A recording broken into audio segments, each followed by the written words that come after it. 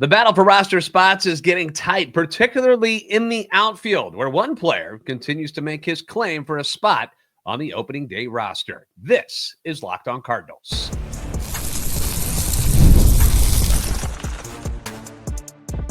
You are Locked On Cardinals, your daily St. Louis Cardinals podcast, part of the Locked On Podcast Network, your team every day. Hey there, Cardinals fans. I'm JD Hafford, and I am your host for Locked On Cardinals, part of the Locked On Podcast Network, covering your team every day. You can follow me on X at JD Sports Radio, and you can also follow the podcast at LO_Cardinals. We're on YouTube. Make sure you click that like button. Don't forget to subscribe and comment. Hit the notification button so you don't miss any episodes or shorts that we drop. Also now available on TikTok and Instagram at Locked On Cardinals. This is a show serving Cardinal Nation and giving the best fans of baseball all of the info about the birds on the bat. Today's episode is being brought to you by FanDuel. Right now, new FanDuel customers can get $150 in bonus bets if your first $5 bet wins. Download the app or head to FanDuel.com to get started. We got about 2.5 weeks of spring training games left. All right, we're like halfway-ish right now, I believe. And this, it seems like a good time to discuss some of the position battles that are going on in camp right now. There's not a lot of them, because there's not a lot of roster spots that are available. Coming into this year, when you don't trade away guys like Wilson Contreras and Ryan Helsley and Nolan Arenado and Sonny Gray and Miles Michaelis or any of those guys, it didn't really open up a lot of spots. You let some people walk, and so there's a couple of areas, obviously, you can fill, but we knew the Cardinals were going to fill from within. They weren't going to go out and spend money this year, and they haven't at all. Still have not signed a single free agent at all. The battle, though, that is really kind of taking over what at least I'm noticing at camp is the battle that's going on in the outfield right now. Because the original idea was to trade away Nolan Arenado, move Gorman to third base. That would move Donovan, instead of playing left field, he gets to play second base.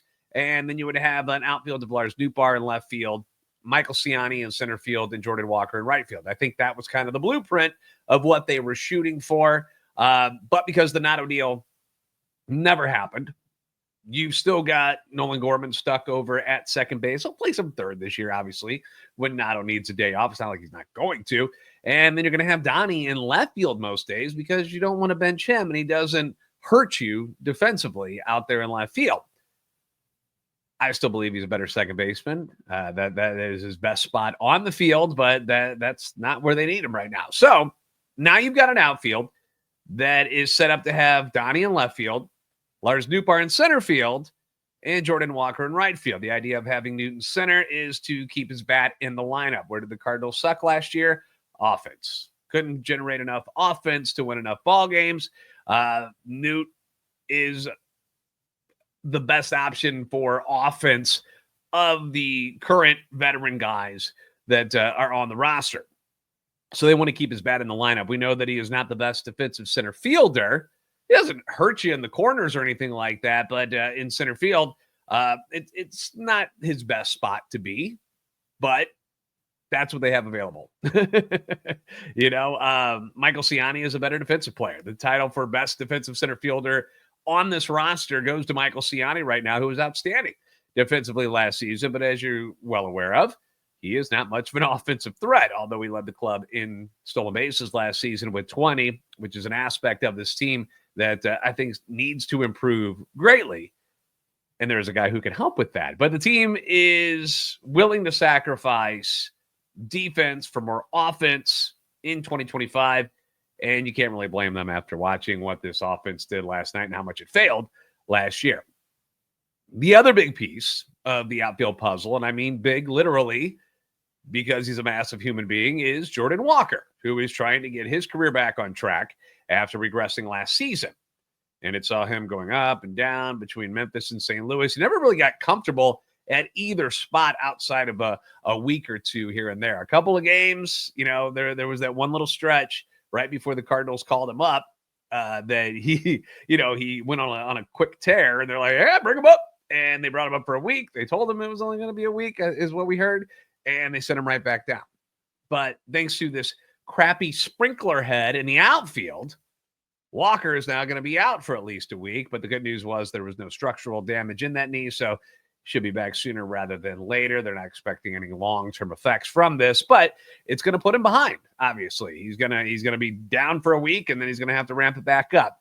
But now that he's gone, it's going to open up more innings and at-bats for some of the other members of this roster to try to get a spot on the opening day roster. When I'm talking about the roster, I'm just saying like the spring training roster in general, not the 40-man, but spring training roster in general. This is going to give a chance for some of these other guys to show off what they can do a little bit more. And the person that is just stealing headlines right now and having the best spring of any of the Cardinals outfielders is Victor Scott II. I love Victor Scott. You know, if you're an everydayer, that I love Victor Scott. He's been on the show before. He offers a skill set that overall nobody else really can do as many things as Victor Scott can do. The big thing is obviously the ability to create chaos on the base paths with his speed. And so far this spring, Victor has been an offensive machine. He's done a little bit of everything. In 15 at-bats, he's got 7 hits. He's hitting .467, which is second only to Wilson Contreras. He has scored 6 runs, which leads the team. He's got a double. He's got a triple. He's got a home run, so he's got a little bit of pop he's showing you. He's walked 3 times, so you've seen him be pretty patient at the plate. He's also stolen 4 bases in 5 attempts. The one time that he did get caught stealing was on a pitch out, and it was a case where like that's all they were paying attention to was Victor Scott. Like they were throwing over a couple of times, a couple of pitch outs. Like they were just trying to make sure he didn't steal second base, and they got him. Victor is clearly making a very good impression at camp right now because they've been moving him all around to see where else they can put him. They want to see him in the lineup more, so they've been using him in left field at times this spring while Newt continues to get reps in center field, which, you know, you might be asking yourself, like, wait, hold on. Well, why don't they just flip Victor and Newt if Victor's the better center fielder? That is because they already know Victor can play center field. They're trying to get Newt as many reps as possible so that if they do break camp and Jordan Walker is back and available, that they can put out the Donnie Newt Walker outfield if they want to. And that's what you could see on opening day. Part of this equation that could alter some things too is the progress of Nolan Gorman. You've heard the team use that term runway a lot this spring, where the Cardinals are willing to deal with the ups and downs of younger guys like Gorman and Walker, where in the past they didn't have a lot of patience for it. They would just ship them out. If they had like a bad week and a half or 2 weeks, bye, we're going to send you to Memphis. We're trying to win enough ball games to make the playoffs here. Not having the pressure of a win-at-all-cost mentality here in 2025. They said they're going to step back. They say they're going to. They're going to step back and let these guys fail a little bit so that in the long run they become better ball players. And that's the idea behind it all. So they're going to be more patient. They say they're going to.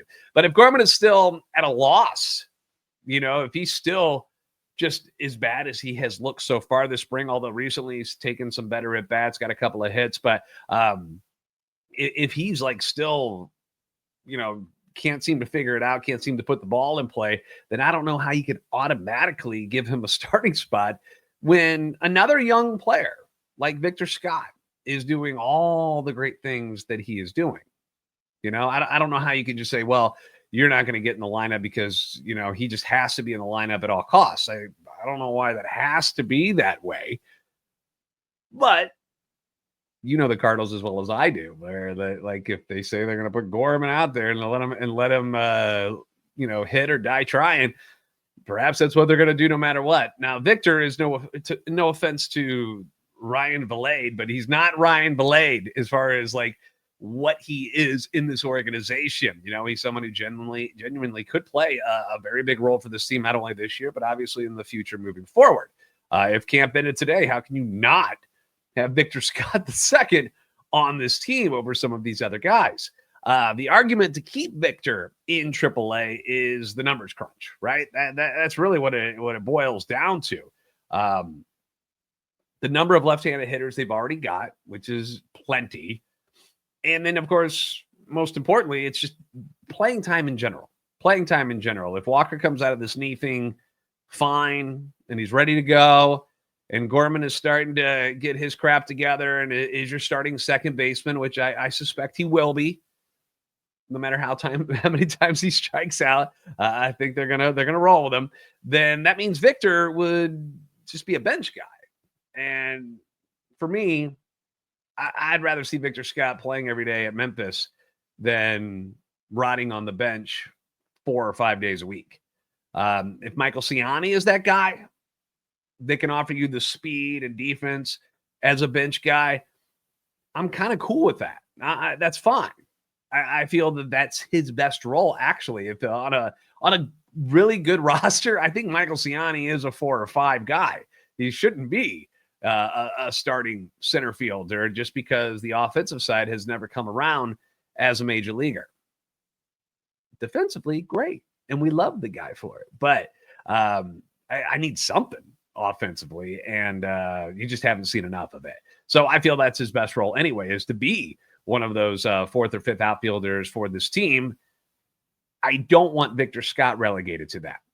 I think his future is brighter than Ciani's from an offensive side, and therefore should be treated differently. I just do. Plus, you're trying to find at-bats for Alec Burleson still after his solid season in 2024. It's just another example of how not being able to move Nolan Arenado has altered things this year. If Nato had been shipped, Newt would be in left, Walker would be in right. It would be a Ciani-Scott battle in center field, and it would be a may the best man win. And it doesn't appear that's how things are going to shake out, at least not now, not when everybody's healthy. With Walker being out, you're going to see some more bats for some of these others, for these other guys that are going to be more like depth pieces for the team. We're going to discuss some of those names of interest in the outfield competition, including a guy who slugged 20 home runs last year at AAA. That's next on Locked On Cardinals. Sorry, hit the wrong button there. That is my bad. I apologize for that. Okay, here we go.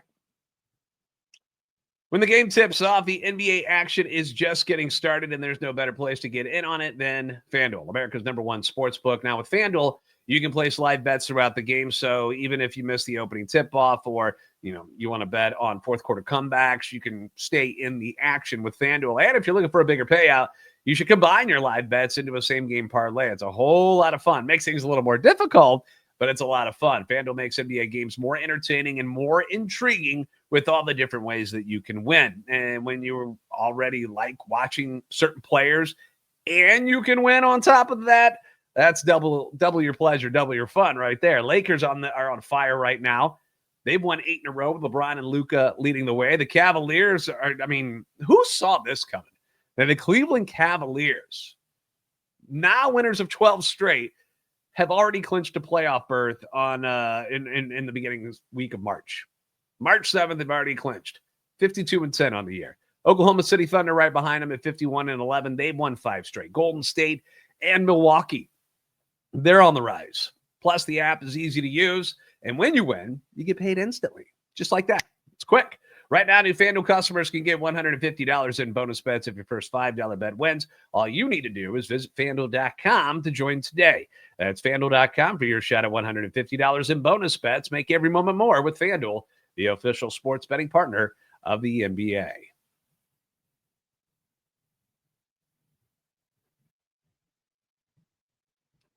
Thank you again for making Locked On Cardinals your first listen every day. Leave your comments on YouTube as well as on X anytime you want. Your feedback is always welcome and encouraged. Now, with the outfield depth of Donovan, Newt, Walker, Burleson, Ciani, and Scott.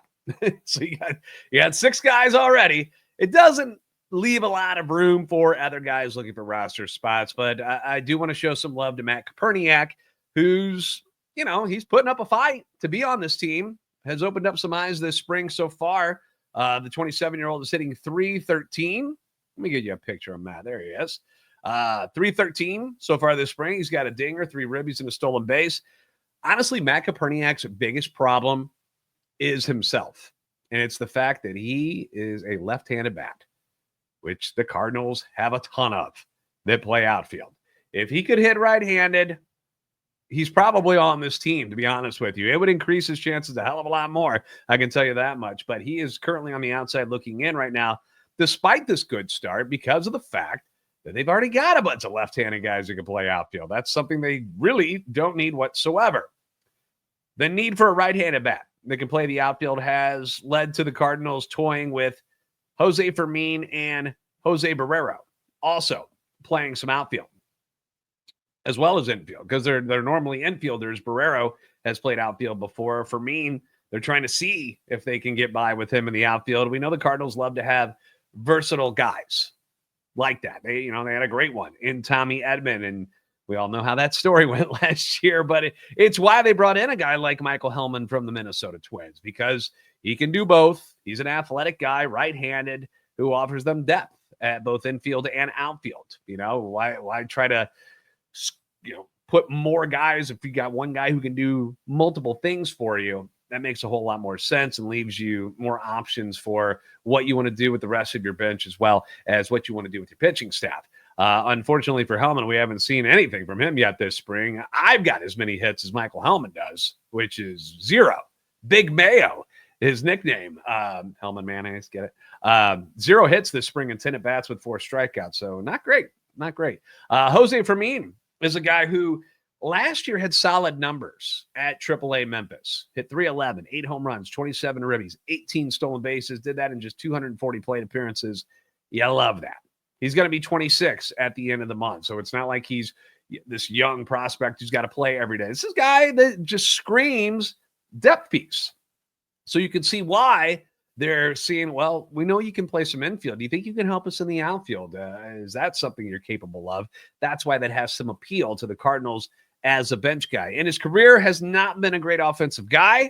So maybe those numbers from last year, either, a small snapshot and just, maybe he just kind of got lucky for a while, or is this something that maybe he's figured out and he's matured as a hitter? We don't know.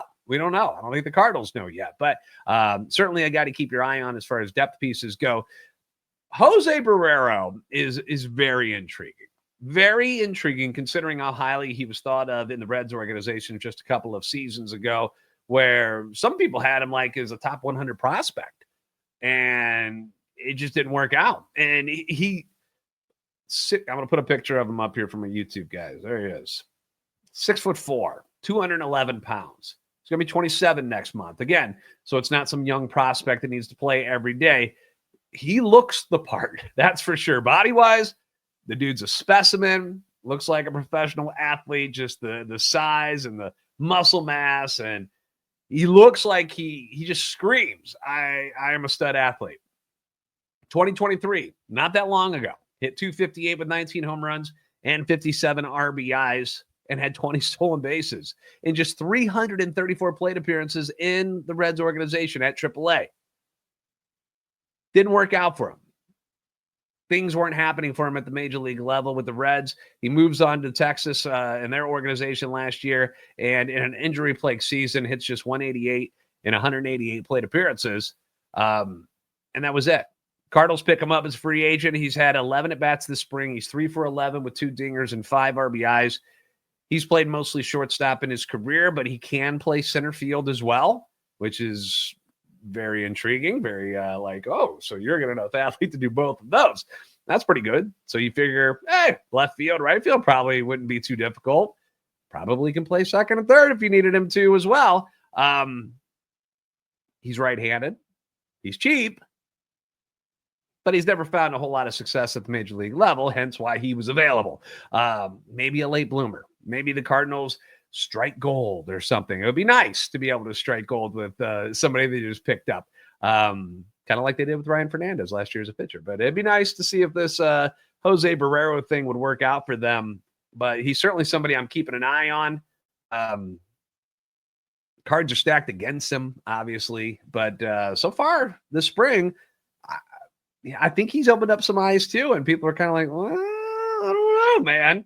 So, and he's going to be in the lineup against Houston tonight too. We'll talk more about that in a little bit. But another name I want to discuss when talking about the bench is Luken Baker. Luken Baker. We're going to discuss him next on Locked On Cardinals.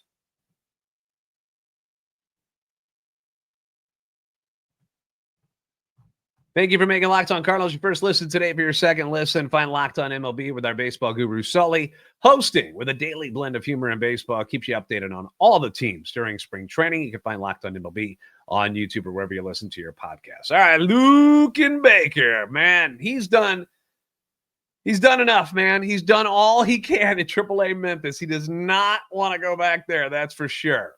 He has earned a shot at the big leagues. In his last 2 seasons at Memphis, he has clobbered 65 home runs in 690 at-bats.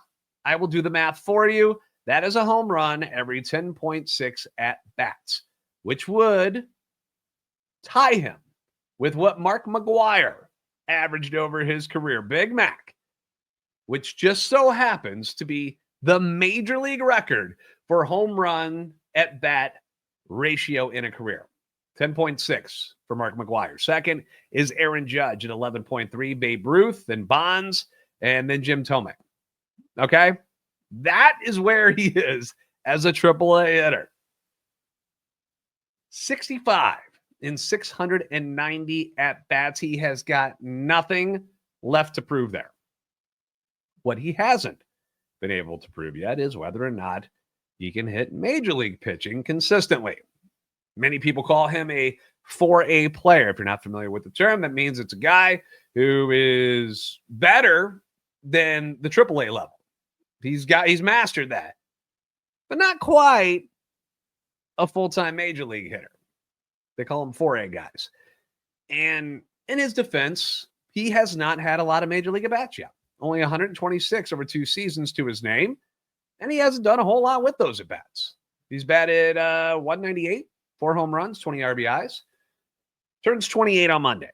So early happy birthday to Luken Baker. And personally, I would love to see Luken Baker on this bench for the Cardinals. Give me this big, massive man, right-handed power hitter to face lefties late in games with the ability to put the ball over the wall. Give me the right-handed version of Matt Adams. Do that. Would be nice as the DH, too, against left-handed starters.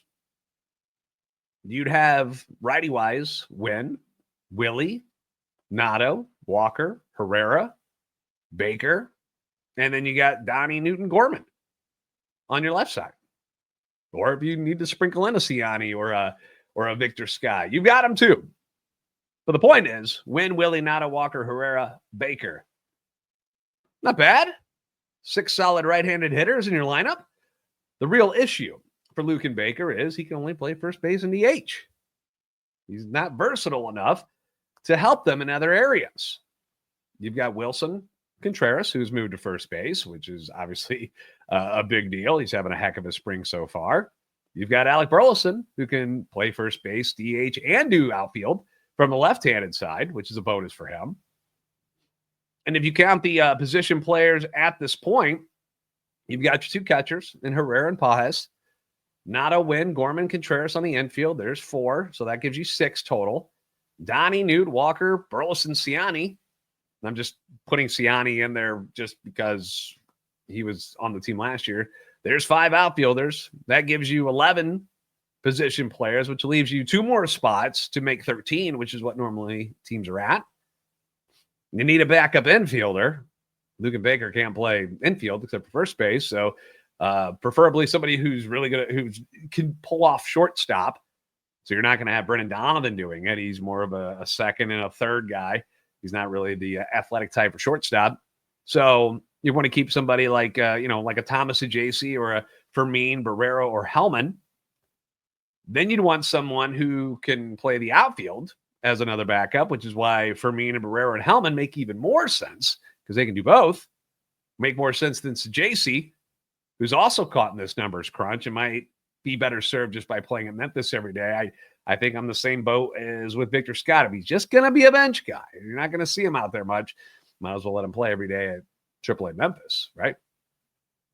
And then you've got Victor Scott and Matt Koperniak. So where would Baker fit in all of this? That's really the problem for Luken Baker. Despite hitting 294 this spring with 3 home runs and 7 RBIs. It's not that he's not doing the good things. Is it best served for the roster to have another guy like that who's a first baseman outfielder? Or not outfielder, just DH. Can't play outfielder. If he could play outfield, that'd be amazing. He'd be on here in a heartbeat. Still a couple of weeks left, right? So they're going to try out some things, see what they can do with certain people, moving guys around. Friday's lineup against the Astros. Victor is back in center field. Newt's over in left. Barrero is in right field. Fermin is going to be at second base. They're moving guys around. Gorman's going to DH today. They're trying to see if these guys can pull off other positions, just to see who can do what to give them the most flexibility on the bench. You know, they're testing this stuff out to see how it all fits. The fact that Victor is blowing Ciani away offensively and isn't like a dramatic drop-off in defense in center field really stands out to me. Like, I kind of joked with Thomas Gavain earlier this week. I was like, is Michael Ciani on this roster? Like, is he? And it's okay if he's not. And you like to have his defense. Like, you want to be able to bring him in. And, you know, and I get it in late in defensive games, like to move Donnie to second, to pull Gorman. Donnie goes to second. Ciani could also come in for like Jordan Walker. Like, you can move people around where you would have like a Newt and a Ciani and a Victor Scott as your 3 outfielders at some point, like late in games defensively. I get it. I understand why he would be on the team, but like this numbers crunch is getting big. It's getting big, man. The Barrero versus Fermin battle is very intriguing. As lame as that sounds, because it's not like some epic battle, but that's what spring training is about. It's the depth pieces that can really make a difference for you. And that's what we're looking at the moment. And we haven't even got to the pitching stuff yet. This is all just position players. Night game tonight, Miles Michaelis on the mound, Spencer Arrighetti for the Houston Astros. Real quick, FanDuel Sports Network has added the Cardinals versus Marlins spring breakout game to its spring training broadcast schedule. Chip and is it Steven or Stephen Carey? How does he like to say it? I forget. But anyway, father and son going to be doing the game together. That's the Cardinals and Marlins minor league prospects playing against each other in the showcase. That'll be in Jupiter on Friday, March 14th, 11 o'clock, I think.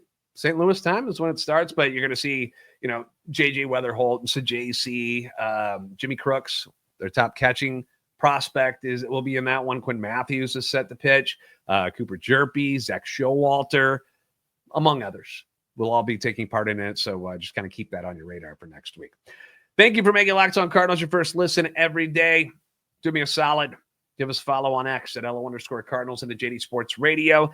TikTok at Locked On Cardinals and Instagram. Like, subscribe on YouTube. Help our channel and our love for our Cardinals grow. Comment, suggestions, any of that stuff, leave it below. Love it. Love hearing from you guys. And we'll get back at you again here real soon. You're the best fans in baseball for a reason. I will see you next time on Locked On Cardinals.